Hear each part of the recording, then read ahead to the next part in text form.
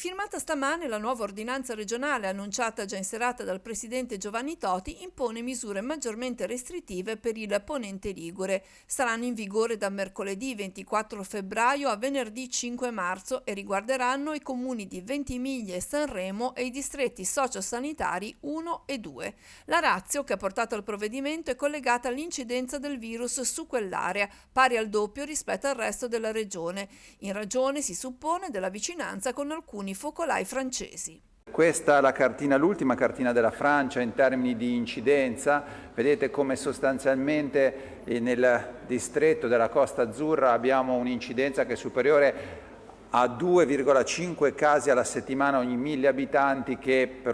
utilizzando un parametro che più spesso utilizziamo in questa conferenza stampa pare a più di 3,5 casi ogni 10.000 abitanti al giorno, quindi come dire un'incidenza decisamente elevata. Se poi uno volesse andare a vedere il quadro nelle settimane precedenti noterebbe che proprio in questo distretto si è rimasti su incidenza elevata, mentre il quadro epidemiologico francese è andato via via migliorando. Da domani dunque per Ventimiglia e i comuni del distretto 1 chiusura delle scuole di ogni ordine e grado, divieto di asporto dopo le 18 e anche di vendita di alcolici dalla stessa ora, divieto di spostamento dai comuni di residenza. I sindaci avranno facoltà, come già accaduto in situazioni analoghe, di vietare l'accesso ad alcune zone in giorni e fasce orarie considerate a rischio di eccessivo assembramento. Con questo riteniamo di ovviamente raffreddare